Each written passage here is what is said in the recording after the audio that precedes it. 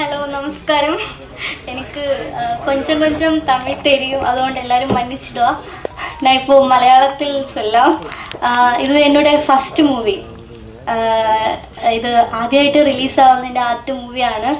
ഇതിന് എനിക്ക് ഒരുപാട് സന്തോഷമുണ്ട്. കാരണം ഈ ഒരു അവസരം തന്ന ഡയറക്ടർ സന്തോഷ് സാർ, എനിക്ക് ഒത്തിരി സന്തോഷമുണ്ട്. സാറിൻ്റെ ഹെൽപ്പാണ്, സാറിൻ്റെ സപ്പോർട്ടാണ് ഇപ്പോൾ ഞാൻ ഇങ്ങനെ നിൽക്കാൻ കാരണം. അന്ന് നമ്മുടെ ഷൂട്ട് ലൊക്കേഷനിൽ വെച്ച് സാർ ഒരുപാട് ഹെൽപ്പ് ചെയ്തിട്ടുണ്ട്, സപ്പോർട്ട് ചെയ്തിട്ടുണ്ട്. അപ്പം സാറിന് എനിക്ക് തീരാത്ത അത്ര സപ്പോർട്ട് തന്നതുകൊണ്ട് ഒരുപാട് താങ്ക്സ് ഉണ്ട്. പിന്നെ അതുപോലെ പ്രജിൻ ചേട്ടൻ, ഞാൻ ഒരുപാട് ടേക്കിൽ പോയ ഇതിലൊക്കെ നല്ല ക്ഷമയോടെ നിന്നിട്ടുണ്ട്. അതുകൊണ്ട് ഒരുപാട് താങ്ക്സ് ഉണ്ട് രണ്ടുപേർക്കും. പിന്നെ എല്ലാവർക്കും, ഇരിക്കുന്ന എല്ലാവർക്കും എനിക്ക് ഒരുപാട് താങ്ക്സ് ഉണ്ട്. കാരണം ഈ ഒരു സിറ്റുവേഷനിൽ ഞാൻ ഒരിക്കലും വരുമെന്ന് വിചാരിച്ചല്ല. ഒരു നായികയായിട്ട് എന്നെ സെലക്ട് ചെയ്ത എല്ലാവർക്കും ഒരുപാട് താങ്ക്സ്. പിന്നെ എല്ലാവരും സിനിമ കാണണം, സപ്പോർട്ട് ചെയ്യണം. ഇനിയും ഇതുപോലെ നല്ല നല്ല സിനിമകൾ കിട്ടട്ടെ എന്ന് ആഗ്രഹിക്കുന്നു. Thank you so much. மேடையில் அமர்ந்திருக்கும் மதிப்புக்குரிய Bhagyaraj sir, Rajan sir, S N Swamy sir, Prabhakaran sir, Jinesh அவர்கள், Rajan Thomas sir, director Santhosh sir, Bose வெங்கடண்ண, ஹீரோயின் ஷானா மற்றும் இந்த படத்தோட வில்லன் அறிமுகமான சுனில் சார், எல்லாருக்கும் வணக்கம். சேவகர் 25 நாளில் படத்தை முடித்தோம், ஒன் ஸ்ட்ரெச்சாக. அதுக்கு ஒரு காலகட்டத்தில் 1 வருஷம் 2 வருஷம் போகிற படங்கள் போய் இப்போ ஒரு சின்ன பட்ஜெட்டில் ஒன் ஸ்ட்ரெச்சாக படத்தை முடிச்சு கொடுத்துருக்காரு டைரக்டர். அதுக்கு மிகப்பெரிய பாராட்டு டைரக்டருக்கும் ப்ரொடியூசருக்கும். இப்படி ஒரு டைரக்டருக்கு ஒரு வாய்ப்பு கொடுத்துருக்கீங்க, ரொம்ப சந்தோஷம். சந்தோஷ் சார் தான் அந்த படத்தை வந்து டைரக்ட் பண்ணியிருக்காரு. அவர் மலையாளத்தில் படங்கள் பண்ணியிருக்காரு. ஸோ நம்ம எப்போயாவது படங்கள் நடிச்சுட்டே இருப்போம். எந்த படம் நமக்கு ஓடும், எந்த படம் நமக்கு பிரேக் கிடைக்கும்னு சொல்ல முடியாது. ஏதோ ஒரு வெள்ளிக்கிழமை நம்ம எழுதியிருக்கோம், அது எந்த படம் கூட நமக்கு தெரியாது. பட் ஆனால் நம்ம சின்சியராக ஒரு விஷயம் அட்டன் பண்ணி பல கதைகளை நம்ம அட்டன் பண்ணி நம்ம சின்சியராக இருந்தோன்னா அது எங்கேயாவது யார்கிட்டயா போய் சேருன்ற நம்பிக்கை எனக்குள்ளே கண்டிப்பாக இருக்குது. நான் 2012 ஒரு படம் பண்ணேன், தீக்குளிக்கும் பச்சை மரம், மதும்பட் சாரோட ஒரு இதில். அந்த படத்தை வந்து டைரக்டர் சந்தோஷ் சார் பார்த்துருந்தாரு. அதை பார்த்துட்டு தான் அவர் வந்து ஸ்கிரிப்ட் தேடி இவர்கிட்ட போனால் கரெக்டாக இருக்குமா அப்படின்ற மாதிரி. ஆனால் ஃபர்ஸ்ட் ஆஃப் ஆல் கதை எழுதும்போது பெரிய ஒரு ஹீரோ வச்சு தான் மைண்டில் எழுதியிருக்காரு. ஸோ அந்த ஒரு பெரிய ஹீரோ பண்ணக்கூடிய அனைத்து விஷயங்களும் நமக்கு நம்பி ஒரு ப்ரொடக்ஷனில் சொல்லி இவரை வச்சு படம் பண்ணலான்னு அந்த ப்ரொடியூசர் ஏற்றுக்கிட்டு அந்த டைரக்டரும் வந்து நம்பி நம்மகிட்ட அந்த வாய்ப்பு அளித்ததுக்கு ரொம்ப ரொம்ப நன்றி Santosh sir. Rajan sir, thank you so much. இந்த வாய்ப்பு கொடுத்ததுக்கு, என்னை நம்பினதுக்கு ரொம்ப சந்தோஷம். ஸோ அந்த வேலையை நான் கரெக்டாக செஞ்சுருக்கேன்ற மனப்பூர்வம் நான் நம்புகிறேன். அதே மாதிரி ஹீரோயின் ஷஹானா தமிழுக்கு புதுசு. ஒரு செகண்ட் அது ஏஷியானெட் சேனலில் சூரிய டிவி ஆன மாதிரி ஆகிப்போச்சு தமிழ். ரொம்ப சந்தோஷம். ஸோ மேற்கொண்டு குட் லக். எல்லா படங்களும் நீங்கள் அட்டன் பண்ணோம். சுனில் சார், சேவகர் எல்லா இடத்துலையும், எல்லா ஒரு டவுன் அப்பார்ட்மெண்ட்டாக ஒரு இடங்கள் வில்லேஜ் எங்கே எடுத்தாலும் பார்த்தீங்கன்னா சேவை செய்கிற குரூப் நிறைய பேர் இருப்பாங்க. ஒரு இடத்துல ஒரு வாலிப சங்கம் இருக்கும், ஒரு செட்டப் 5 பேர் இருப்பாங்க பசங்க. அவங்க கண்டிப்பாக அதில் ஒரு தலைமையாக ஒருத்தர் ஹெட் ஒருத்தர் இருப்பான். தெரியுதா அண்ணா, முகம் தெரியுதா? நானா ஃப்ளோவில் பேசிட்டேனோ? சரி, ஓகே. ஃபர்ஸ்ட்ல தானே? இல்லை நான் பேசல, இதுலேருந்து போயிடுறோம், பிரச்சனை இல்லை. ஓகேண்ணா, ஓகே, தேங்க்யூண்ணா. அப்போ இல்லைன்னா டெலிகாஸ்ட் ஆகணும்னு நினைக்கிறேன். ஓகே, அதே மாதிரி போச்சு. சரி, ஓகே.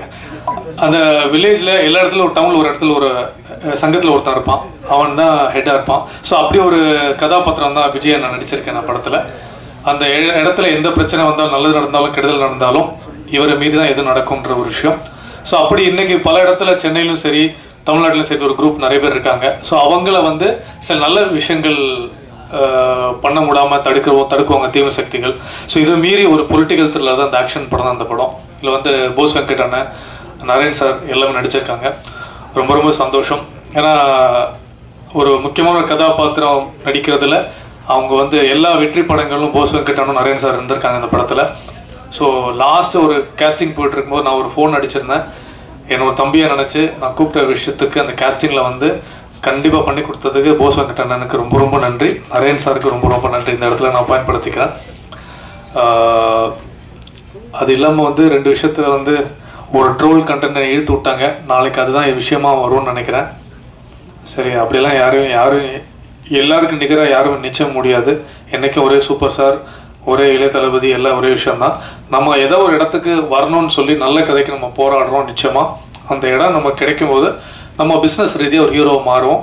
அந்த பிஸ்னஸ் ரீதியாக ஒரு ஹீரோவை மாறும்போது போட்ட காசு ப்ரொடியூசருக்கு வரும். நமக்கு ஒரு பிஸ்னஸ் கிரியேட் ஆகும், ஓடிடிலையும் ப்ரொடியூசருக்கும். அது மாதிரி நல்ல இடத்துக்கு வரணும் தான் நான் இவ்வளோ வருஷமாக போராடிட்டு இருக்கேன், 12 வருடங்களா. ஸோ என்னோட முயற்சியில் தூரம் வந்திருக்கேன். மேற்கொண்டு நல்ல இயக்குனர்களுக்கும் நல்ல ப்ரொடியூசருக்கும் படங்கள் பண்ணுவேன், படம் பண்ணிகிட்டே இருப்பேன். வாய்ப்பளித்த நன்றி. அன்பேசுவோம். தேங்க்யூ. എല്ലാവർക്കും വണക്കം.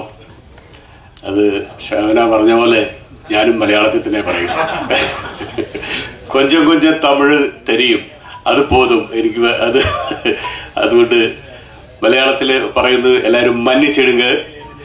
ഇവിടെ തമിഴ്നാട്ടിൽ വന്നപ്പോൾ നമ്മൾക്ക് പ്രമുഖരായിട്ടുള്ള വളരെയധികം സിനിമയെ നമ്മുടെ ചെറുപ്പകാലം തൊട്ട് കാണുന്ന ഭാഗ്യരാജ് സാറ് തുടങ്ങി മോഹൻ സാറ്, അതുപോലെ നമ്മുടെ മലയാള സിനിമയിൽ നിന്നും വന്ന എസ് എൻ സ്വാമി സാറ്, നമുക്ക് എല്ലാവരെയും അറിയത്തില്ല എങ്കിലും നമ്മുടെ ഏറ്റവും നല്ല സുഹൃത്തായിട്ടുള്ള നമ്മുടെ ജനീഷ്, അതുപോലെ മോഹൻ സാറ്, എല്ലാവരുടെയും കൂടെ ഒരു തമിഴ് പടത്തില് ഈ പടത്തില് അഭിനയിച്ചു തുടങ്ങുമ്പം ഇതിലെ വില്ലനാണെന്നൊന്നും എനിക്ക് അറിയത്തില്ലായിരുന്നു. എനിക്ക് ഡയറക്ടർ ഒരു ചെറിയ വേഷം എന്ന് പറഞ്ഞ് എന്നെ വിളിച്ചതാണ്. ചെയ്തു വന്ന് ലാസ്റ്റ് കഴിയുമ്പോഴാണ് ഞാൻ അറിയുന്നത് ഈ പടത്തിലെ വില്ലൻ ഞാനാണ് എന്ന് എനിക്ക് മനസ്സിലാക്കാൻ പറ്റിയത്. അതുകൊണ്ട് ഈ തമിഴ്നാട്ടിൽ വന്ന് നിങ്ങളുടെയൊക്കെ മുന്നിൽ വന്ന് നിന്ന് 2 വാക്ക് സംസാരിക്കാൻ അവസരം തന്ന ഈ പടത്തിൻ്റെ ഡയറക്ടർ, എൻ്റെ പ്രൊഡ്യൂസർ രാജൻ സാറ്, എല്ലാവരോടും എനിക്ക് നന്ദി പറഞ്ഞ് എനിക്ക് വളരെ എൻ്റെ വാക്കുകൾ എനിക്ക് വളരെ ബുദ്ധിമുട്ടായി തോന്നുകയാണ്. കാരണം മലയാളത്തിൽ നിന്ന് തമിഴിലേക്ക് വരുമ്പം നിങ്ങളൊക്കെ നമ്മളെ എങ്ങനെ സ്വീകരിക്കുമെന്ന് നമുക്കറിയത്തില്ല. ദയവേത് നമ്മുടെ പടമൊക്കെ കാണുക, നമുക്ക് സപ്പോർട്ട് കിട്ടും. അതുപോലെ നമ്മുടെ ഇതിലെ നായകനായിട്ടുള്ള പ്രജിൻ, അതുപോലെ ബോസ് വെങ്കിട്ട് സാർ, എല്ലാവരുടെയും കൂടെ ഇങ്ങനെ അഭിനയിക്കാൻ കിട്ടിയ ഒരു അവസരം എനിക്ക് വളരെയധികം തമിഴ്നാടിനോടുള്ള എൻ്റെ നന്ദി, വണക്കം.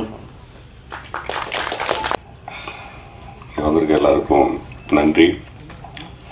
ஒரு சின்ன படம்னா கூட்டம் எப்பவுமே ரொம்ப கம்மியாக இருக்கும். நிறைய சின்ன படத்துக்கு வந்திருக்கோம், என் படத்தையும் சேர்த்து. இன்னைக்கு என்னன்னு தெரியல, இவ்வளோ கூட்டம் இருக்கு. அதுக்கான காரணம் முதல்ல எனக்கு தெரியல. அதுக்கு ப்ரொடியூசரோட மனசு தான் காரணமாக இருக்கும்னு நினைக்கிறேன். பிஆர்ஓ தான் காரணம், சக்தி. நாளைக்கு இதே இடத்துல என் பேனர் இருக்க போது, நாளைக்கு சார் ஆடியோ ரிலீஸ் உங்க எல்லாருக்கும் தெரியும்னு நினைக்கிறேன். அதுக்கு முதல் நாள் நான் நடித்த படத்தோட ஆடியோ ரிலீஸ். இது வந்து பிரஜனை பற்றி சொல்லி ஆகணும். ஒரு கிட்டத்தட்ட ஒரு 15 வருஷம் நட்பு, தம்பி. ரொம்ப எப்படி சொல்றது, ஆட்டோ ஓட்டின சமயத்தில் ஒரு பயம். இவ்வளோ ஆசை வச்சிருக்கோம், என்ன மைலேஜ் கிடைக்கும் அப்படின்றப்போ ஈவினிங் அந்த ஆட்டோ ஸ்டாண்டை வந்து எப்படி பயன்படுத்துவேன்னா, ஒரு 9 மணி டிராவல், 9 டு காலையில் வரைக்கும் வண்டி ஓட்டுவோம். அந்த சமயத்தில் தூங்காமல் இருக்கிறதுக்கு கூட இருக்கவங்களுக்கு கதை சொல்லுவேன். கதை சொல்ல பழகின இடம் ஆட்டோ ஸ்டாண்ட். அப்போது இந்த கன்னிமாடம் கதை அந்த ஆட்டோ ஸ்டாண்டில் தான் உருவாகுது. இப்போ இந்த மாதிரியான ஸ்ட்ரகிள் மைண்டுக்குள்ளே இருந்துகிட்டே இருக்கும். இப்போ கூட தூக்கத்தில் கூட வரும். ஒரு முறை பிரஜன் மீட் பண்ணும்போது, நான் ஆட்டோ ஓட்டும்போது என்னவா இருந்தனோ அதே மனநிலையோட ஒரு நாள் பிரஜனை ஒரு ஷூட்டில் பார்க்குறேன். நிறைய ட்ரீம்ஸ் வச்சுருக்கான், ஃபிட்டாக இருக்கான், நல்ல பையன், அழகாக இருக்கான், ஏன் வரல அப்படின்னு ஒரு பெரிய கேள்வி இருந்தது. அப்போ எனக்கு தோணுச்சு, பிரஜன் வச்சு படம் பண்ணுவோம். இப்போதான் சொல்கிறேன், எனக்கு தெரியாது. கன்னிமாடம் படம் பிரஜன் வச்சு பண்ண வேண்டிய படம், மிஸ் பண்ணிட்டான். இவ்வளோதான் சொல்கிறேன். ப்ரொடியூசர் வந்து ஸ்ரீராம் கூப்பிட்டு வராங்க. ஸ்ரீராம் தான் ப்ரொடியூசரே கூப்பிட்டு வந்தாங்க கன்னிமாடம். அப்போது அந்த ஸ்ரீராம்ங்கிற பையன் அந்த படத்தை எப்படியாச்சும் கொண்டுட்டு வந்துடணுன்னுட்டு என்கிட்ட பயங்கரமாக போராடுறான். ஆனால் ஒவ்வொரு முறையும் என்ன சொல்கிறான்னா, அண்ணே நீங்கள் ஹீரோ யாரை வேணால் போட்டுக்கோங்க, ஹீரோ யாரை வேணால் போட்டுங்க, அந்த படம் ஓடும், இந்த படம் ஜெயிக்கும்னு சொல்லி அந்த பையன் சொல்லிகிட்டே இருக்கான். அப்போ நாங்கள் ஒரு லிஸ்ட்டு போடும்போது நான் சொன்னேன் லிஸ்ட்டே போட வேணாம், பிரஜின் போட்டுக்கலாம் அப்படின்னோடனே அந்த ப்ரொடியூசரும் மலையாளி தான், அவரும் பிரஜின் எனக்கு கூட தெரியுமே அவரை போட்டுக்கங்கன்னு சொல்லிட்டாங்க. ஒரு 10 நாள் டிஸ்கஷன் பிரஜின் வச்சு தான் போச்சு. அவன் வருத்தப்படுவான்ட்டு நான் அது வரைக்கும் சொல்லவே இல்லை. அப்புறம் கடைசியா நன்றி கடனா நான் என்னன்னா, அந்த பையன் ஸ்ரீராம்ங்கிற பையன் அதுக்கு உழைக்கிறத பார்க்க போகும்போது இன்னும் அவ்வளோ ஹார்ட் போடுறான் அந்த பையன், இவனுக்கு ஏதாவது நம்ம திருப்பி செய்யணுமே அப்படின்னு சொல்லிட்டு டெய்லி முடி தாடியெல்லாம் வளடான்னு சொல்லிட்டு அந்த பையனை நான் ஹீரோவை போட்டு அந்த படம் பண்ணேன். இந்த நேரத்தில் அதை நான் சொல்லிடுறேன். ஆனால் பிரஜினுக்கு நான் மட்டும் நெக்ஸ்ட் ஃபிலிமில் ஹீரோ பண்ண முடியாத சூழல், ஒரு பெரிய ஹீரோ பண்ணுறாங்க. நிச்சயமாக பிரஜின் அந்த படத்தில் மிகப்பெரிய லெவலில் வெளியில் வர்றதுக்கான வேலையை நான் கட்டாயமாக செய்வேன். அதுக்கு முன்னாடி பிரஜின் வந்து கேட்டுக்கிட்டதுனால தான் இந்த படத்தை பண்ணேன். அதில் எனக்கு ஒரு நல்ல நட்பு கிடைச்சிது. ப்ரொடியூசர் தாமசார் கிடைச்சாரு, இயக்குனர் மற்ற நல்ல டீம் கிடைச்சிது. அதில் இந்த ப்ரொடியூசர் பற்றி சொல்லணும்னா பயங்கர இன்னசென்ட்.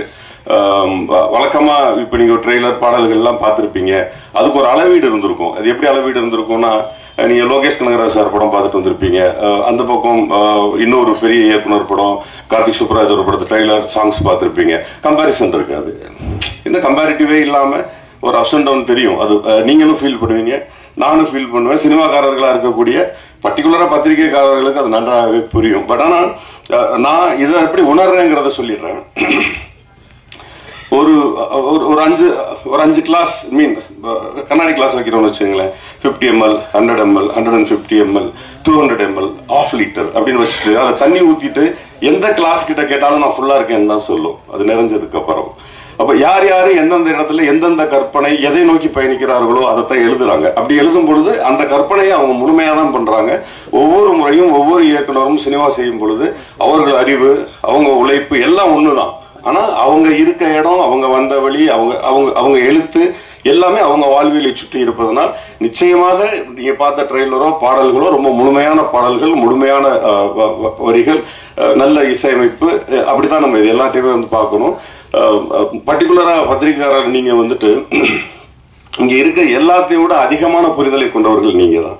ஏன்னா நாங்கள்லாம் கூட ஒரு ஆடியோ ரிலீஸ் வரோம், இது ஒரு ஆடியோ ரிலீஸாக இருக்கும், பார்த்தா நாளைக்கு என்னது இருக்கும், அதுக்கப்புறம் 6 மாதம் வர மாட்டோம். நீங்கள் டெய்லி ஒரு ஆடியோ ரிலீஸ்க்கு வர்றீங்க, டெய்லி ஒரு பேச்சு பார்க்குறீங்க, டெய்லி ஒரு ட்ரெய்லர் பார்க்குறீங்க, டெய்லி.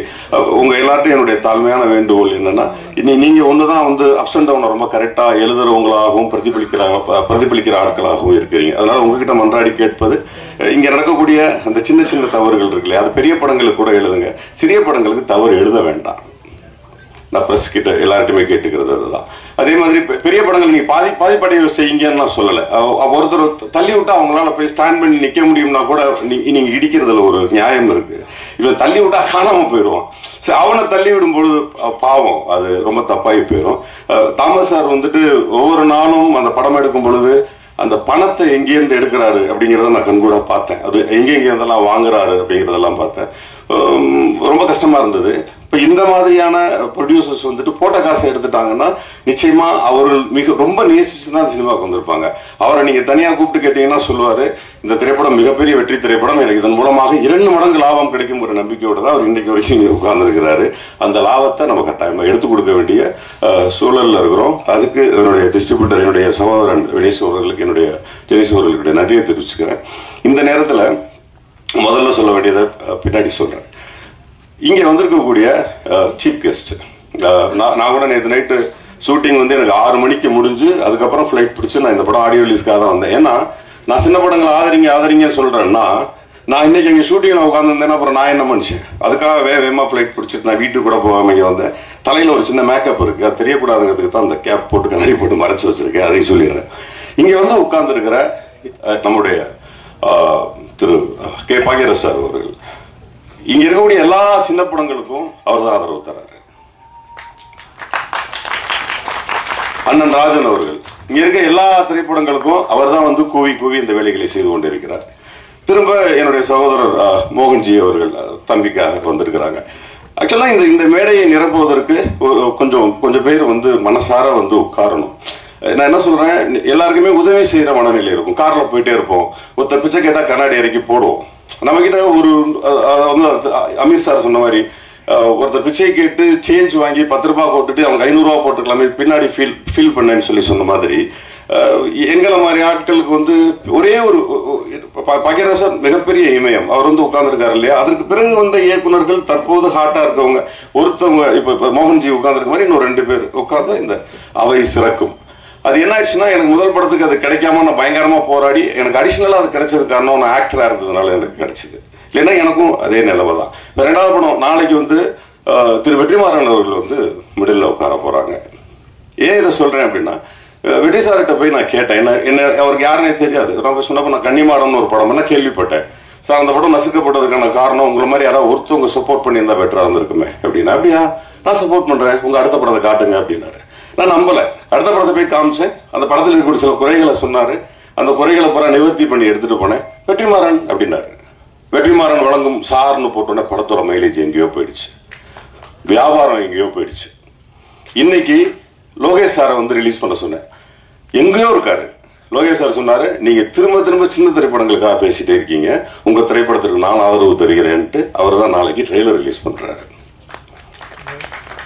ஸோ இப்பதான் ஒவ்வொருத்தராக முன் வர்றாங்க இந்த மாதிரி சிறிய படங்களை காப்பாற்றுவதற்கு. அதே மாதிரி இந்த சிறிய பெரிய திரைப்படங்களுக்கான ஒரு உதாரணத்தை சொல்லி இந்த பேச்சை நான் நிறுத்திக்கிறேன். அதே மாதிரி மலையாளத்தினுடைய மிகப்பெரிய எழுத்தாளர், என்னுடைய பெரிய ரோல் மாடல் குரு, நிறைய திரைப்படங்கள், மம்முட்டி சாரோட எல்லா சிபிஐ டைரி குறிப்பு அத்தனையும் நான் இப்போ கடைசியாக எழுதின ஒரு ஸ்கிரிப்டுக்கு உங்களுடைய எல்லா திரைப்படங்களையும் பார்த்துட்டேன். அதில் இருக்க சின்ன சின்ன நுவான்சஸ்லாம் வந்து நாங்கள் திருடி இருக்கோம், மன்னிச்சுக்கங்க. இப்போ ஒரே ஒரு உதாரணம் சொல்லி இதை முடிச்சுக்க விரும்புகிறேன். சினிமா குடும்பம் குடும்பம் சொல்லிக்கிட்டே இருக்கிற இடத்துல நிறைய சம்பாதிக்கிற தகப்பனா இருக்கிற குடும்பம், 3 வேளை உங்களுக்கு சோறு போற தாய் இருக்கக்கூடிய குடும்பம், உங்களுக்காக சப்போர்ட் பண்ணக்கூடிய சகோதரன் இருக்கக்கூடிய குடும்பம், சகோதரி இருக்க வேண்டிய குடும்பத்துல சகோதரனுக்கும் சகோதரிக்கும் திருமணமானால் அங்கே 4 குழந்தைகள் விளையாடக்கூடிய குடும்பம் என்று சொன்னால் சிறிய திரைப்படங்கள் என்பது குழந்தை.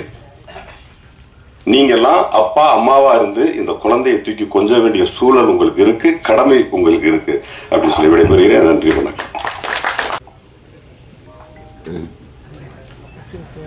എല്ലാവരും വന്നിട്ട് തമിഴിവിടെ പറഞ്ഞു, ഞാൻ മലയാളത്തിൽ തന്നെയാണ് സംസാരിക്കുന്നത്. കാരണം മലയാളത്തിൽ നിന്നാണ് ഞാൻ ഈ പടം ചെയ്യാൻ വന്നത്. മലയാളത്തിൽ നിന്ന് ഈ പടം തമിഴിലേക്ക് കൊണ്ടുവന്നതിൻ്റെ കാരണം നമ്മുടെ എല്ലാ നാട്ടിലും, അതായത് കേരളത്തിലായിക്കോട്ടെ തമിഴ്നാട്ടിലായിക്കോട്ടെ മറ്റ് സ്റ്റേറ്റുകളായിക്കോട്ടെ, അവിടെയെല്ലാം രാഷ്ട്രീയപരമായുള്ള നീക്കങ്ങൾ, രാഷ്ട്രീയം എന്ന് പറഞ്ഞാൽ അരസി അല്ലേ, അത് പോലീസ്, ഇവരുടെ ഒരു കൂട്ടുകെട്ടുണ്ടാവും. ഇവര് നല്ലത് ചെയ്യുന്ന ആള് ആരെന്ന് വെച്ചാലും അവരെ ഒതുക്കി അവർക്ക് പാർട്ടിക്ക് വേണ്ടിയിട്ട്, அந்த സംഘടനയ്ക്ക് വേണ്ടിയിട്ട് അവരെ ശത്രുവാക്കി മാറ്റി ഒരു വിഷയം ഉണ്ടാക്കി രാഷ്ട്രീയ തെരഞ്ഞെടുപ്പ് നടത്തുന്ന ഒരു സ്വഭാവമായിരിക്കും. അതുകൊണ്ട് തന്നെ അതേമാതിരി ഒരു വിഷയമാണ് ഞാൻ ഈ സിനിമയിൽ പറയുന്നത്. കുറ്റാലം ഏരിയയിൽ ഒരു നല്ല പയ്യൻ இருக்கும், അവൻ പേര് വിജയ്. ഇത് ഞാൻ പെരിയാക്ക് വേണ്ടി എഴുതിയ കഥ. അവരെനിക്ക് കിടക്കാതെ അപ്പം ഞാൻ ഇവ പടം കണ്ട് 2012 ஆண்டு தீக்குன்னி பச்சைமரம் அதில் ஆக்ட் பண்ணியிருக்குன்னாட்டு ഞാൻ பெரிய ஆசை வந்துட்டு അവരെ ഞാൻ கூப்பிட்டு, இந்த கேரக்டர் നിങ്ങൾ பண்ணണം, നന്നായിരിക്കുന്നു சொல்லி അവർ വന്നു. അവർ നന്നായി എന്താ വേഷം ചെയ്തു. അത് ഒരു ഊർക്ക്, ഞാൻ പറഞ്ഞു ഊർക്ക് നന്മ ചെയ്യുന്ന പയ്യന് അവരും കൂട്ടാളികളും ഒന്നിച്ച് അന്ത ഇടത്തിൽ എല്ലാ നന്മകളും ചെയ്തിരിക്കെ അവിടെ അരിസൽവാദികൾ വിഷയം ഉണ്ടാക്കുന്നു, അവർക്ക് പോലീസ് സൈഡ് ഇരിക്കും. അവരിവനെ வீட்டுக்கு கயறி அப்பா அம்மா எல்லாமே தொந்தரம் பண்ணி அப்பாயை உபதிரவிச்சப்பா அவன் மனசு கலங்கி அவருக்கு ரொம்ப பிரச்சனமாயி அவர் அந்த போலீஸ்காரனை கொலை பண்ணணும். பின்னாடி அவர் பல கொலைகளும் செய்யண்டே வரணும். அவரை அந்த பையனை ஒரு குற்றவாளியாக்கி இந்த சமூகத்தில் மோசக்காரனாக்கி அரசியல்வாதிகளும் போலீஸ்காருமாக்கி தீர்க்கணும். അതിന് പിന്നിൽ പല രഹസ്യങ്ങൾ இருக்கும், അതൊന്നുമേ ഞാൻ പേസില്ല. அந்த படம் பார்த்தால் നിങ്ങൾക്ക് எல்லாமே புரியும். ഇവിടെ പ്രഗത്ഭരായ பெரிய ആൾക്കാർ இருக்கு. ഇവരെല്ലാമേ വലിയ വലിയ പടങ്ങൾ ചെയ്തെടുത്ത பெரிய ആൾക്കാർ. நான் இந்த சின்ன விஷயமாയിട്ടാണ് இந்த தமிழ்நாட்டுக்கு வந்திருக்கேன். இந்த படம் നിങ്ങൾ എല്ലാവരും കണ്ട് ആശീർവദിച്ച് ഇതൊരു വൻ വിജയമാക്കണമെന്ന് ഞങ്ങളോട് ഞാൻ അഭ്യർത്ഥിക്കുകയാണ്. കൂടുതൽ ഞാൻ പറയുന്നില്ല, കാരണം പറയുന്നത് സിനിമ കാണിക്കാനുള്ളതാണ്, കണ്ടു മനസ്സിലാക്കേണ്ടതാണ്. നിങ്ങൾക്കുള്ളതെല്ലാം ഞാൻ ഇതിൻ്റെ അകത്തുണ്ടാക്കി വെച്ചിട്ടുണ്ട്. 7 സ്റ്റണ്ടും 4 സോങ്ങും അതിനോടൊപ്പം തന്നെ നല്ലൊരു ഫാമിലി ത്രില്ലറാണ്. അമ്മ അപ്പ ബന്ധം അത് ഉള്ളിക്കെന്ന് വരണം. സമൂഹത്തിൽ നമുക്കുള്ള ബന്ധം, പോലീസുകാരായിരിക്കണം, ഓരോ വ്യക്തികളും இந்த നാട്ടിക്ക് സേവറായിരിക്കണം, പോലീസ് നാടിന് സേവറായിരിക്കണം, അലസ്യവാദികൾ നാട്ടിക്ക് സേവറായിരിക്കണം. ഇവർ അത് മറന്നാൽ നമുക്കത് കാട്ടിക്കൊടുക്കണം. അതിക്ക് എന്താ റിയാക്ഷൻ വരുമെന്ന് ആക്ഷൻ റിയാക്ഷൻ ഇത് തന്നെയാണ് റിലീസിനെത്തിക്കുന്നത്. നല്ല രീതിയിൽ എൻ്റെ പടത്തിലേക്ക് മോഹൻജി സോങ് ചെയ്തു തന്നിരിക്കെ, ഈണം തന്നിരിക്കുന്നു. പിന്നെ ഞാൻ പ്രത്യേകിച്ച് ഇവിടെ ആരെയും എടുത്ത് പറയുന്നില്ല. ബോസ് സാറ് വന്ന് നന്നായി നടിച്ചിരിക്കുന്നു, പ്രിജിന്, മറ്റെല്ലാവരും. ആക്ടറെ പറ്റിയൊന്നും ഞാൻ വലിയ രീതിയിൽ സംസാരിക്കുന്നില്ല, അത് അവരുടെ ജോലിയാണ്. പിന്നെ വിട്ടുപോയിരിക്കുന്ന വലിയ വലിയ ആൾക്കാരുണ്ട്. ഭാഗ്യരാജ് സാറിനെയൊക്കെ ഞാൻ എൻ്റെ ചിന്ന പ്രായം തൊട്ടേ നിന്നാണ് അവരെ പടം കണ്ട് ഞാൻ വളരെ ബഹുമാനം വെക്കുന്ന ആളാണ്. எனக்கு அவரை காணும்போதே ஒரு டென்ஷன் இருக்கும். அவர் பெரிய ஆள். நல்ல டைட்டில் சேவகர். பிரஜன் வந்து தெரியுமா தெரியல எல்லாருக்கும், அர்ஜுன் சாரோட பெரிய ஃபேன். அவருக்கு இப்போ நான் அஜித் சாரோட ஃபேன், எல்லாம் அஜித் சார் விஜய் சார் தான் மோஸ்ட்லி இருப்போம். ஆனால் பிரஜன் வந்து மிகப்பெரிய அர்ஜுன் சாரோட ஃபேன். ஸோ அர்ஜுன் சாருக்கு சேவகன் ஒரு படம் அவரோட லைஃப் திருப்பி கம்பேக் கொடுத்த ஒரு படம் அது. ஸோ அந்த மாதிரி ஒரு டைட்டில், அந்த ரிலேட்டட் டைட்டில் எடுத்திருக்காரு. சேவகர் அப்படின்னா வீரன் ஊழியன் அப்படின்னு அர்த்தம். ஸோ இது ஒரு பொலிட்டிக்கல் படமாக ட்ரெய்லர் பார்த்து புரியறதால அரசியலில் தப்பு செய்கிற சிலரை வந்து தோல் உரிக்கிற மாதிரியான கதையாக இருக்கும் அப்படி தான் கணிக்கிறேன். பொலிட்டிக்கல் த்ரில்லர் தான் சொன்னாங்க. நாங்கள் ஃபஸ்ட்டு படம் பண்ண பழையவனார்பட்டியும் ஒரு நல்ல பொலிட்டிக்கல் த்ரில்லர். நானும் பிரஜனும், என்னோட முதல் கதாநாயகன் பிரஜன். ஸோ அது ஒரு பொலிட்டிக்கல் த்ரில்லர் படம். அந்த படம் வந்து எங்களுக்கு ரொம்ப நல்ல பேர் கொடுத்தது. ஆனால் சிஎம் இறந்ததால் எனக்கும் பிரஜனுக்கும் கிடைக்க வேண்டிய வெற்றி அதில் கிடைக்கல. எனக்கு அதுக்கப்புறம் திரௌபதியில் சக்ஸஸ் கிடைச்சி நான் அப்படி போயிட்டேன். ஸோ பிரஜனுக்கு ஒரு மிகப்பெரிய வெற்றியாக இந்த சேவகன் திரைப்படம் அமையணும். அண்டு படம் எடுத்துருக்கவங்க எல்லாருமே வந்து கேரள நாட்டை சேர்ந்தவர்கள். ஸோ அவங்களோட அரசியல் வேறு, நம்மளோட அரசியல் வேறு. அவங்களோட அரசியல் வந்து அங்கே முழுக்க கம்யூனிஸ்ட் ஆட்சி, கம்யூனிஸ்ட் மக்கள் அந்த நாட்டை ஆள்றாங்க. அவங்க ஒரு கதை எழுதியிருக்காங்கன்றப்ப அந்த கதை எப்படி இருக்கும், யார் வில்லனாக வச்சுருக்க போகிறாங்க அப்படின்னு தெரியல. நான் ஒரு படத்தை வந்து பர்சனலாக தான் கனெக்ட் பண்ணி பார்ப்பேன், வெறும் சினிமாவாக பார்க்கக்கூடிய ஆள் இல்லை. என் படமும் அப்படி தான் பிரதிபலிக்குது. என் படத்தில் வர கேரக்டர்ஸ்லாம் நீங்கள் எப்படியாவது ஐடென்டிஃபை பண்ணிடுறீங்க, இவங்கள மாதிரி சித்தரிச்சிருக்காரு. அப்படி தான் எனக்கு பெரிய பிரச்சனையாக இருக்குது ஒரு தடையும். ஆனால் எனக்கு அப்படி தான் சினிமா பார்த்து பழக்கம் சின்ன வயசுலேருந்து. எல்லா படத்தில் வர கேரக்டர்ஸும் நிஜ வாழ்க்கையில் இவங்க யாராக இருப்பாங்க, இவங்க எப்படி இருப்பாங்கன்னு தேடி தேடி அப்படி பார்த்தே பழகிட்டது. எந்த மொழியில் படம் பார்த்தாலும் அதை பற்றி தேடி படித்து புரிஞ்சுப்பேன். ஸோ அந்த மாதிரி இந்த படம் தமிழ்நாட்டில் இருக்க கம்யூனிஸ்ட் கட்சியை பற்றி எதாவது பேச போதா, இல்லைன்னா கேரளா கம்யூனிஸ்ட் அந்த அரசியல் பேச போதா அப்படின்னு படம் பார்த்து தெரிஞ்சுக்க ஆர்வமாக வெயிட் பண்ணுறேன். இங்கே தமிழ்நாட்டை பொறுத்த வரைக்கும் இப்போ கம்யூனிஸ்ட் கட்சிகள் ரொம்ப கம்மியாக குறைஞ்சிட்டாங்க. இன்னைக்கு இளைஞர்கள் கம்யூனிசம் நோக்கி போகிறதில்ல. ஸோ இந்த மேடையும் பயன்படுத்தி கம்யூனிசம் கொள்கையை இளைஞர்கள் வந்து தேடி படிக்கணும். தோழர் ஜீவாயா மாதிரி நாங்கள் பழையவனார்பேட்டையில் தோழர் ஜீவாயாக்காக ஒரு ஒரு ஒரு கதையே அதுக்காக தான். அவர் மாதிரி ஒருத்தர் வந்து போலி மதுபானங்களை எதிர்க்கிறப்ப இங்கே இருக்க ஒரிஜினல் பொலிட்டிஷியன்ஸ் அவர்களை கொண்டுட்டா என்ன நடக்குன்றதான் பழையவனார்பேட்டை படத்தோட மொத்த கதையுமே. ஸோ தோழர் ஜீவானந்தம் அவர்களை பற்றி தெரிஞ்சுக்கணும். இன்றைக்கி இருக்க இளைஞர்கள் எந்த கொள்கையும் அழிந்து போகக்கூடாது, அது வந்து ரொம்ப முக்கியம். ஒரு நாட்டில் வந்து ஒரு கொள்கை உருவாகிறது, ஒரு தத்துவம் உருவாகிறது வந்து ரொம்ப கஷ்டம்.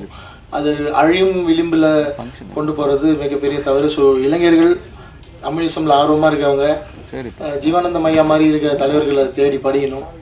அது வந்து ரொம்ப முக்கியம். இந்த நேரத்தில் அதை நான் திரும்ப சொல்லிக்கிறேன். ஸோ பேக் டு சேவகன். அந்த நீலாம்பரி பாட்டு ரொம்ப நல்லா இருந்தது. இசையமைப்பாளர் மோகன் சாருக்கு என்னுடைய நன்றி, வாழ்த்துக்கள். ரொம்ப நல்லா இருந்தது சார், ரசித்து பார்த்தேன் அந்த பாட்டை, ரொம்ப நல்லா இருந்தது அந்த tune. And director Santhosh sir thank you for casting Prajin as hero. பிரஜனை ஹீரோவாக போட்டதுக்கு ரொம்ப நன்றி. அந்த ப்ரொடியூசருக்கும் நன்றி. வேறு என்ன சொல்கிறது தெரியல. நான் சொன்ன பிரஜன் கிட்ட நான் ஸ்கிரிப்ட் ரைட்டிங்கில் இருக்கேன், அடுத்த படத்துக்கு ஷூட் போகிறேன் டிசம்பரில், வரலன்னு சொன்னேன். ஆனால் அடம் பிடிச்சி வர வச்சிட்டார் என்ன. ஸோ வாழ்த்துக்கள். மறுபடியும் அதான் சொல்கிறேன், சேவகன் திரைப்படத்துக்கு மிகப்பெரிய வாழ்த்துக்கள், வெற்றி பெறட்டும் வாழ்த்துக்கள். சேவகர் படத்தின் தயாரிப்பாளர் திருமதி ராஜன் தாமஸ் அவர்களை அன்புடன் அழைக்கிறேன்.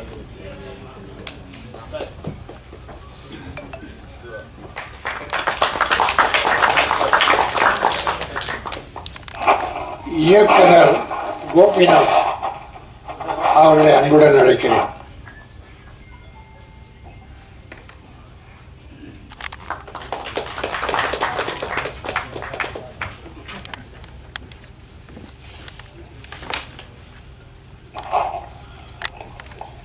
தயாரிப்பாளர் இல்லைன்னா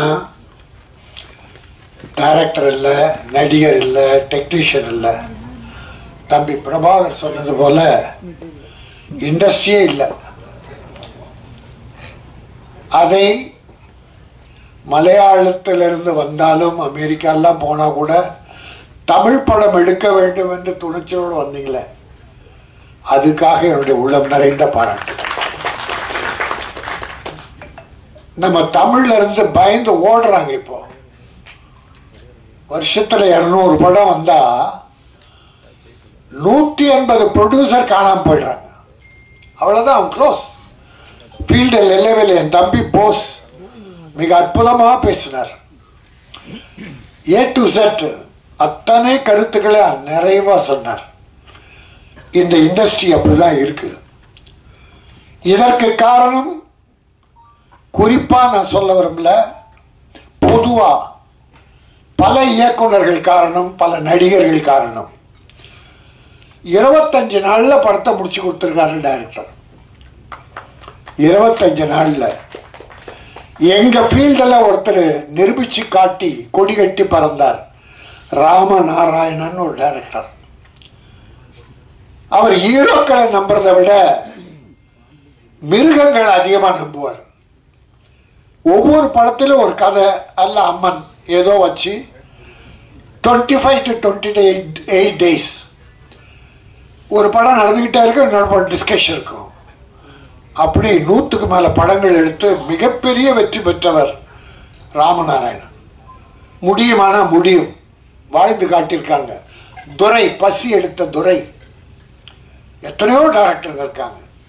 என் தம்பி மோகன்ஜி, அவன் குறுகிய காலத்தில் சுறுசுறுப்பாக எடுப்பான். உடம்பு தான் கொஞ்சம் பெருசா, நான் சொல்றாத நீ சொல்லாத, உடம்பு தான் கொஞ்சம் பெருசா இருக்கு தவிர ஃபீல்டில் இறங்கிட்டான்னா நம்ம பிரபாகரனை விட அவ்வளோ வேகமாக வேலை பார்ப்பான். என்னுடைய அருமைச்சா தம்பி பிரிட்ஜ், அவருக்கு எனக்கு என்ன தொடர்புனா, அவர் என்ன ஏற்குறைய 45 குத்து கத்தியால குத்திருக்காரு. அதாவது 5 குத்துல இறந்து போனோம் நான். ஆனா அதை 7-8 டேக் எடுத்துக்கும். அது அவர் செய்த சதியா டைரக்டர் செய்த சதியா தெரியல. ஏற்குறைய 45 குத்து கத்தியால நைட்டு 12 மணி. யோ நல்லா தானேயா பண்ண, இல்லை நீங்க நல்லா பண்ணுங்க, அவர் சரியா குத்தலை. அவர் சார் நான் சரியா தான் குத்தினேன், இல்லை அவர் சரியா சாகலை. இப்படி சொல்லி சொல்லி 45 முறை குத்தினாரு. ஆனால் 5 டேக்கு 6 டேக். சும்மா தமாஷா சொன்னேன். அந்த தம்பி ஒரு அற்புதமான நடிகர். எனக்கு இதில் தாடி வச்சு பண்ணதால அடையாளம் தெரியல. மோகனை கேட்டேன், எங்கே அந்த பிரிட்ஜு? அந்த பிரிட்ஜு இங்கே தான் இருக்குது. பார்த்தா தாடி இல்லாமல் அன்னைக்கு படத்தில் நாங்கள் பண்ணும்போது பார்த்தது. அந்த தம்பிக்கு எதிர்காலம் உண்டு.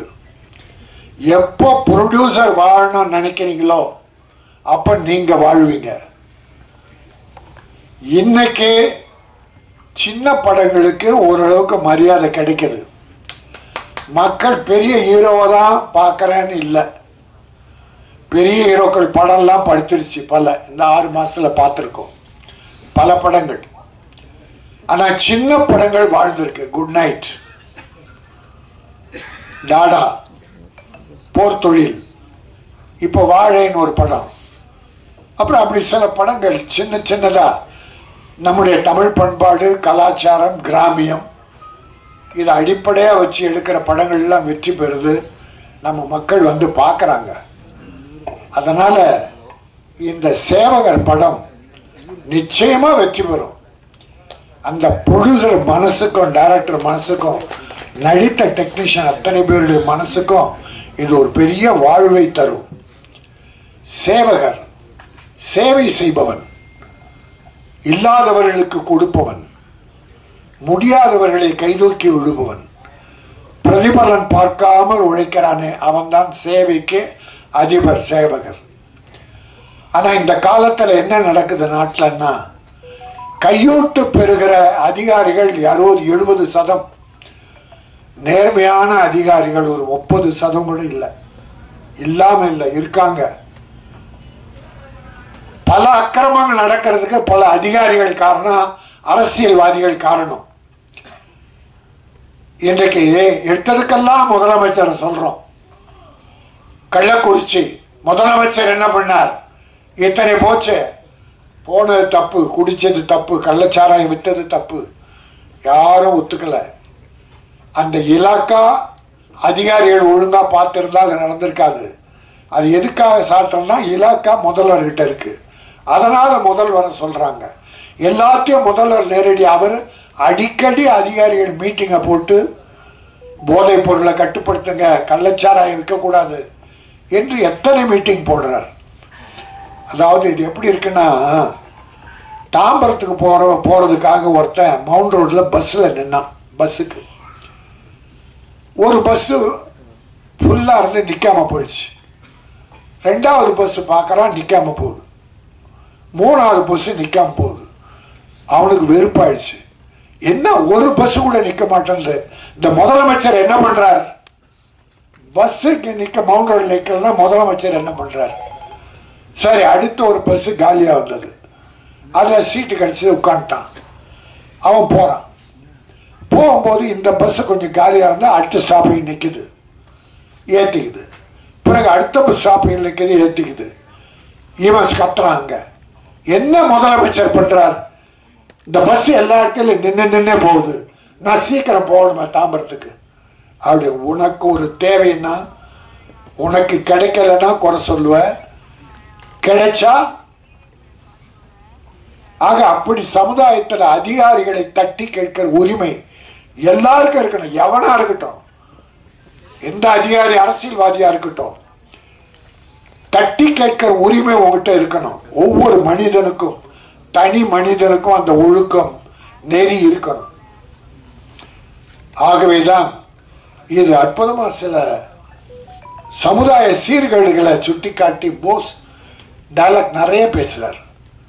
சமுதாய சீர்கேடுகள், லஞ்சம், ஊழல், அதிகாரிகள் செய்கிற தவறு, அரசியல்வாதி செய்கிற தவறு அத்தனையும் தட்டி கேட்கிற ஒரு அற்புதமான படமாக 25 நாட்களில் எடுத்து இருக்கிறார். ஆக அந்த டைரக்டரை நான் பாராட்டுகிறேன். இன்னைக்கு தமிழக முதல்வர் உலகெங்கும் போய் தொழில் முதலீட்டாளர்களை ஈர்க்கிறார்.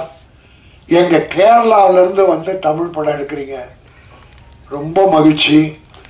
அந்த ஹீரோயினி சோமாவா சோனவா சானா தப்பு எழுத்து பட நான் பண்ணிட்டேன். அது யாரும் தப்பா பண்ணாதீங்க. கொஞ்சம் கொஞ்சம் தமிழ் வரும்னு கொஞ்சம் தமிழில் பேசணுமா? கொஞ்சம் கொஞ்சம் தமிழ் வரும்னு தைரியமா பேசணும் பாருங்க, அது போதும் எங்களுக்கு. வந்துடும். வில்லன் அப்படிதான். வில்லன் கடைசியில் அந்த நன்றி வணக்கம் பிரமாதமா சொன்னார், அது போதும். கொஞ்ச நாள்ல நீங்க தமிழ் பேசுவீங்க, கொஞ்ச நாள்ல தமிழ் பேசுவீங்க. நான் ஒரே ஒரு வேண்டுகோளை வச்சுட்டு நான் முடிச்சுக்கிறேன். அதாவது ஒரு போன மாதம் ஒரு ஆடியோ ஃபங்க்ஷன் நடந்தது. அதில் ஒரு பாட்டு டான்ஸ் பண்ணிடுறது, ஒரு பாப்பா தங்கச்சி நல்லா பண்ணிடுது அழகா.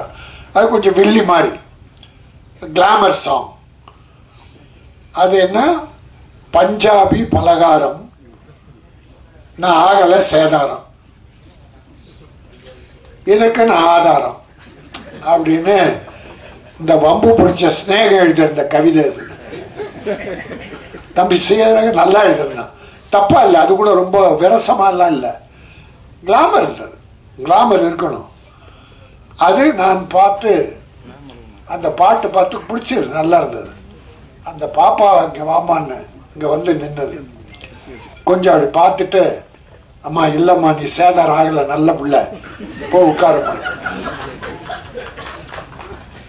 இதை ஒரு 4 மீடியாக்கள்ல என்னை போட்டு உருட்டி எடுத்துட்டான் சார்.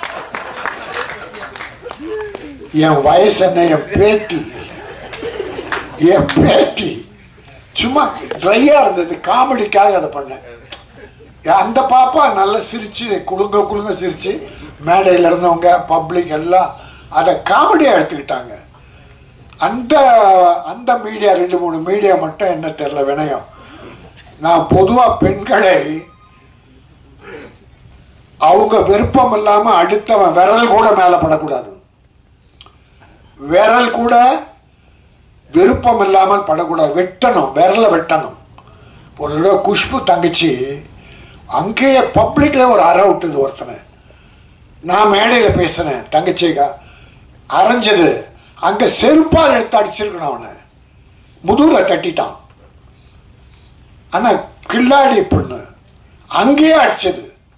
அப்போ நான் என்ன சொன்னேன், பப்ளிக் மீட்டிங்கில் ஆடியோ ஃபங்க்ஷனில் செருப்பால் அடிச்சிருக்கணும். எந்த பெண்களை எல்லாம் நம்ம கூட பிறந்து எனக்கே பேத்திங்க. நான் போய் உங்களுக்கே தெரியும், ஒரு சில விஷயம் நடக்கும்போது சில நடிகைகளின் அந்தரக வாழ்க்கையை பற்றி ஒரு சகோதரர் சொல்லும்போது நான் அதை எதிர்த்து போராடி கமிஷன் ஆஃபீஸ் எல்லாம் போனேன். ஆனால் அது எதிர்ப்பு தெரிவிச்சாங்க சில சகோதரிகள், அவங்கள கூப்பிட்டா வரமாட்டேன்ட்டாங்க. ஏன்னா வேற எதனா வெளியிட்டு போறாங்கன்னு அவங்க வரல. நான் போனேன். ஏன்னா தாய்மார்களுக்கு இந்த உலகத்தை, இந்தியாவை காப்பது தாய்க்குலம்.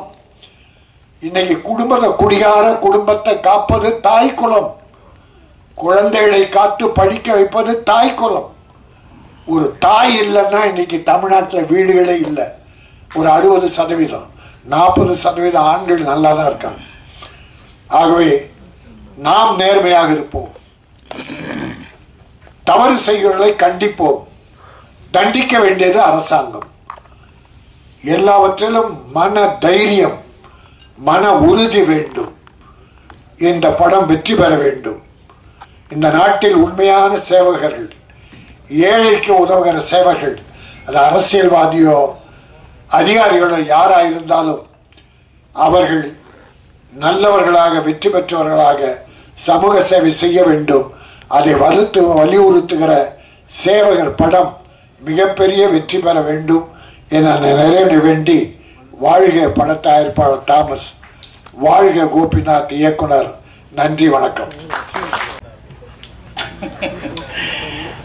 இல்லை, ஒரு தமிழ் ஆட்களையும் தமிழ் இண்டஸ்ட்ரியும் நம்பி ஒரு மலையாள டீமே சேவகர் படத்து மூலமாக இங்கே வந்திருக்காங்க அப்படின்னு சொல்லும்போது அதுக்கு தான் ரொம்ப சந்தோஷமாக இருக்குது. உங்களுக்கு அதுக்காக ப்ரொஃபஸர் ராஜன் ஜோசப் அவர்களுக்கு நன்றி தெரிவிச்சுக்கிறேன். அதே மாதிரி டைரக்டர் அவருக்கும் என்னுடைய நன்றியை தெரிவிச்சுக்கிறேன். ஏன்னா கண்டிப்பாக உங்களுக்கு அவர் இவ்வளோ கூட்டம் இருக்கேன்னு சொல்லிட்டு நம்ம போஸ் பேசும்போது சொல்லிக்கிட்டு இருந்தார். கூட்டம் மட்டும் இல்லை, உண்மையான ஆதரவு கொடுக்குற கூட்டமே இங்கே இருக்குது. எந்த இண்டஸ்ட்ரியிலிருந்து வந்தாலும்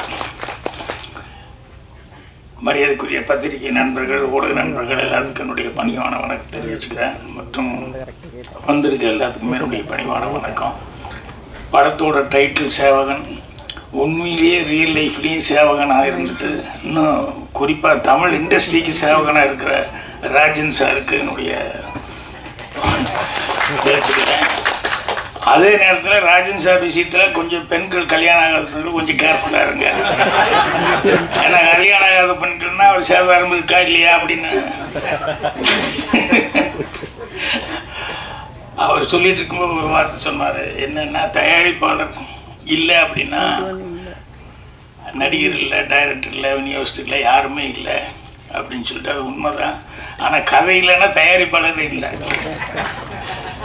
எதுக்காக சொல்ல வர்றேன்னா, கதைங்கிறது எவ்வளோ முக்கியத்துவம் அப்படிங்கிறதுக்காக சொல்ல வர்றேன். இன்றைக்கி இதில் என்ன மாதிரி ஒரு சீஃப் கெஸ்ட்டாக வந்து ஒரு படம் சக்ஸஸ் ஆனால் பரவாயில்ல 1, 2, 3, 4ன்னு சிபிஐ டைரி குறிப்பு எழுதுனா அவ்வளோ திறமையான ஒரு கதாசிரியர் மரியாதைக்குரிய சாமி அவர்கள் இங்கே வந்திருக்காரு. ஸோ அவரை பார்த்தது எனக்கு ரொம்ப சந்தோஷமாக இருக்குது. ஏன்னா ஒரு படம் ஒரு தடவை வர்றதுங்கிறது பெருசு.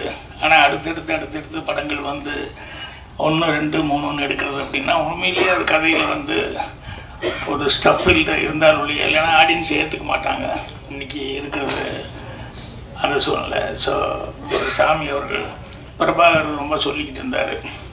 அவர் எப்பவுமே அவர் ஒரு பாதி மலையாளம் பாதி தமிழுங்கிற மாதிரி இங்கேயும் வேலை பார்த்து அங்கேயும் வேலை பார்த்துக்கிட்டு இருக்கவர்.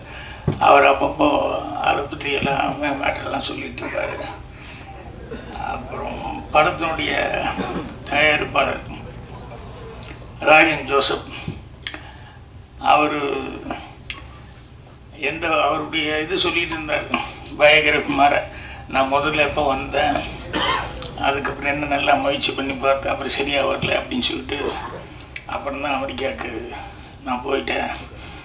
இருந்தாலும் இந்த சினிமாங்கிறது என்னென்னா அது அப்படி ஒரு பிடிச்சிக்கிச்சுன்னா உள்ள மனசுக்குள்ளே அது விடவே விடாது. எங்கே போனாலும் மறுபடியும் இங்கே இழுத்துட்டு வந்துடும். அது மாதிரி அவர் வந்து அவர் சுய சம்பாத்தியத்தை வச்சுட்டு இண்டஸ்ட்ரிக்குள்ளே வந்ததுங்கிறது பெரிய சமாச்சாரம். மலையாளத்துலேயும் படம் எடுத்திருக்காரு. அதுக்கப்புறம் இந்த படம் தமிழில் எடுக்கணும் அப்படின்னு சொல்லிட்டு உண்மையிலேயே தமிழ் மேலே ஒரு ஆர்வத்தோடு வந்திருக்காரு. ஸோ அவருடைய அந்த முயற்சிக்கு அந்த பணம் நஷ்டம் இல்லாமல் பண்ணுறதுக்கு டைரக்டர் 25 நாளில் இந்த படத்தை முடிச்சிருக்காரு. அப்படிங்கும்போது அப்போ எந்த அளவுக்கு அவர் ஸ்டெயின் பண்ணி பிளான் பண்ணி எடுத்திருப்பார் அப்படிங்கிறது. ஏன்னா 16 நாளில் எடுக்கும்போது 32 நாள் தான் நினைக்கிறேன் அந்த மாதிரி. ஆனால் அது எவ்வளோ பெரிய வெற்றி, அதுலேருந்து எத்தனை பேர் எல்லாம் சாதனையாளர்கள் அதுக்கப்புறம் பின்னால் வந்தாங்க அப்படின்ட்டு. ஸோ பிளானிங் அப்படிங்கிறது இன்றைக்கி இண்டஸ்ட்ரி இருக்கிற சூழ்நிலைக்கு கண்டிப்பாக கரெக்டாக பிளான் பண்ணி பண்ணான்னா அது தயாரிப்பாளரை காப்பாற்றும். தயாரிப்பாளர் காப்பாற்றுனா அவர் அமெரிக்காவிலேருந்து ஒரு அடுத்தடுத்த ஒரு படம் எடுக்கிறதுக்கு அவருக்கு ஒரு ஆர்வமாக இருக்கும். ஸோ அதுக்கு எல்லாருமே கோஆப்ரேட் பண்ணியிருக்காங்க அப்படிங்கிறது. அவர் பிரஜன் என்கிட்ட பேசிட்டு இருக்கும்போது எவ்வளோ நாள் என்னன்னு கேட்கும்போது அவர் தான் சொன்னார், நைட்டு 1.5 கால் ஷீட் போகும், 2 கால் ஷீட் போகும், 25 டேஸில் டேரக்டர் முடித்தார் அப்படின்னு சொல்லிட்டு. ஸோ போஸ் வெங்கட் டைலாக் படத்தில் நல்லா பேசியிருக்காருன்னு ராஜன் சார் சொன்னார். ரியலாகவும் டைலாக் நல்லா தான் இருந்தது. ஏன்னா உடற்பூர்வமாக பேசினார். தயாரிப்பாளர்கள் யாரும் கஷ்டப்படக்கூடாது, சிரமம் இல்லாமல் இருக்கணும் அப்படின்னு சொல்லிட்டு. நம்ம ப்ரொடியூசர் சொல்லிட்டு வரும்போது நான் நோட் பண்ணுறது தான், சினிமா அப்படின்னோடனே அது மேலே ஆர்வம் வந்துட்டு அது எத்தனை வருஷம் ஆனாலும் எங்கே போனாலும் என்ன பொசிஷனுக்கு வந்தாலும் மறுபடியும் அதுக்குள்ளே எப்படியாவது ஒரு கால் வச்சுட்டு போனால் தான் நல்லா இருக்கும் அப்படிங்கிற மாதிரி நினைப்பாங்க. நான் முன்னாடியே சொல்லியிருக்கேன். நான் ஏற்காடு ஷூட்டிங்கு போனப்போ ஒரு டாக்டர் இன்ட்ரடியூஸ் பண்ணாங்க. அப்புறம் அவர் பெரிய ஹாஸ்பிட்டல் வச்சுருக்காரு. சாதாரணமாக பேசிகிட்டு இருந்துட்டு அப்புறம் பார்த்தோம்னு சொன்னால் அவர் வீட்டில் இன்னும் மிருதங்க வச்சுக்கிட்டு அதை வச்சுக்கிட்டு இது வச்சுக்கிட்டு ஏதோ சும்மா இருக்கிற நேரத்துலலாம் எதையாவது ஒன்று சினிமாவை பற்றி இது பண்ணிட்டு அப்படி என்னன்னு கேட்டால் டாக்டர் அவங்க அப்பா ஹாஸ்பிட்டல் ஒன்று கட்டியிருக்காரு. ஆனால் இவருக்கு சினிமாவில் நடிக்கணுங்கிற ஒரு ஆர்வத்தில் அவர் படிக்காமல் நேரம் இங்கே காலேஜ் ஓடி வந்துட்டார். அவங்க அப்பா அடித்து கொண்டு போய் எதுக்கிட்ட நான் ஹாஸ்பிட்டல் கட்டியிருக்கேன் அப்படின்னு சொல்லி மரியாதையை படின்னு அப்புறம் எம்பிபிஎஸ் படிக்க வச்சு அதுக்கப்புறம் அந்த ஹாஸ்பிட்டலில் கவனிச்சுக்கிட்டு இருந்தார். நான் போனப்போ ரொம்ப குறையாக சொன்னார், இந்த மாதிரி முடியாமல் போச்சு அப்படின்னு சொல்லிட்டு. எப்பவுமே அவ்வளோ ஃபீலிங் வந்ததுக்கப்புறம் அவர் 2 குழந்தைகளையும் பெற்றுட்டாரு, எல்லாமே பண்ணார். அவரே கொஞ்சம் ஹியூமரான ஆள் தான்.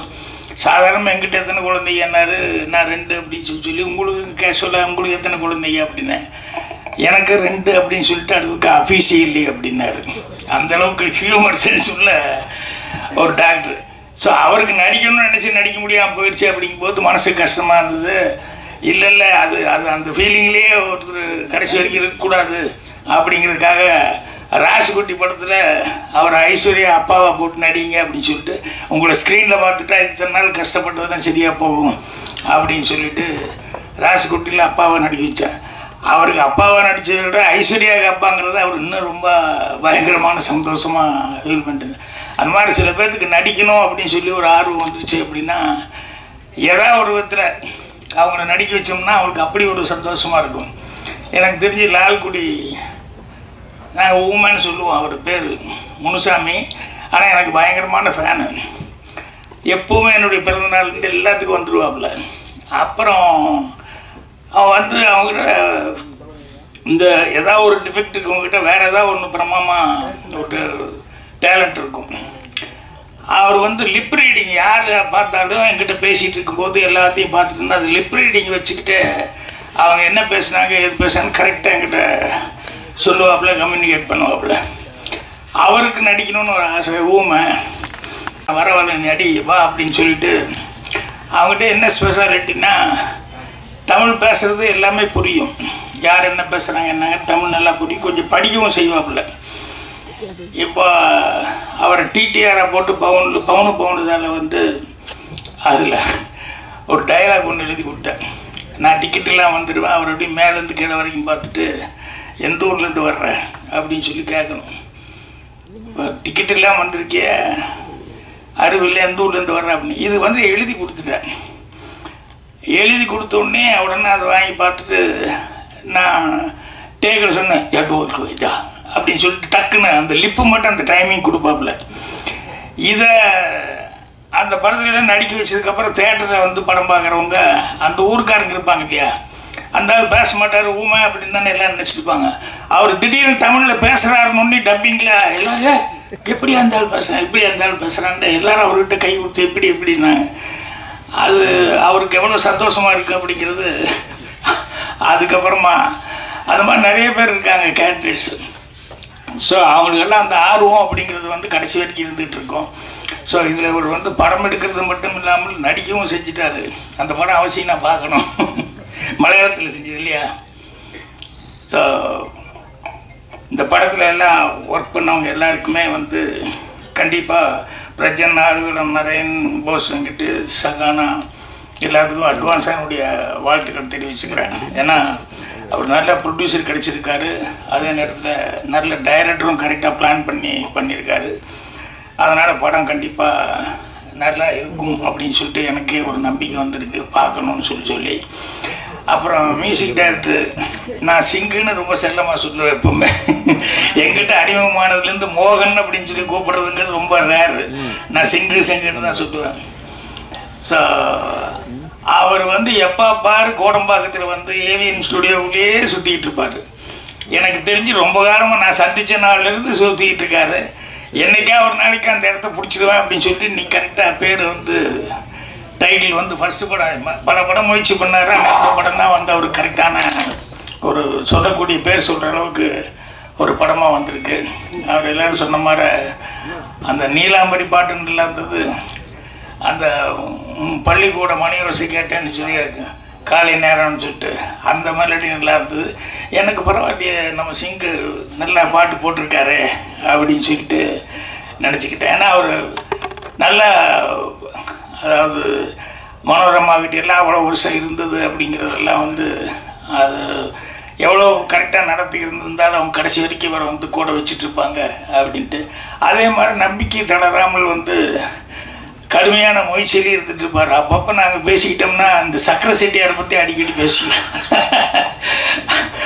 அவருக்கு சுகர் இருக்குது, எனக்கு சுகர் இருக்குது. நான் அவரை நல்லா விசாரிச்சுக்குவேன், அவர் என்ன விசாரிச்சுக்குவார். எப்படி இருக்குது சார், லெவல் எப்படி இருக்குங்க அப்படின்னு. அப்படியே தான் சார் இருக்கு அப்படின்னு ஒருத்தருக்கு ஒருத்தர் வந்து ஆறுதல் சொல்லிக்குவோம். அதுக்கு நடுவுலையும் வந்து அவர் தளராமல் அவர் அந்த ஏவிஎம் ஸ்டுடியோ காலில் எத்திச்சோம்னா கரெக்டாக ஒரு வேலைக்கு போகிற மாதிரி கரெக்டாக அங்கே போய் யாராவது கிடைப்பாங்களா என்ன அதுன்னு சொல்லிட்டு அந்த அளவுக்கு வந்து அவர் முயற்சி பண்ணிக்கிட்டே இருப்பார். ஸோ அவருக்கும் இந்த படம் மூலமாக ஒரு நல்ல இது. இப்போ சமீபத்தில் நான் வந்து ஒரு படம் ரிலீஸ் ஆகி நல்லா போயிட்டுருக்கு, 35 அப்படின்னு சொல்லி தெலுங்கு படம்.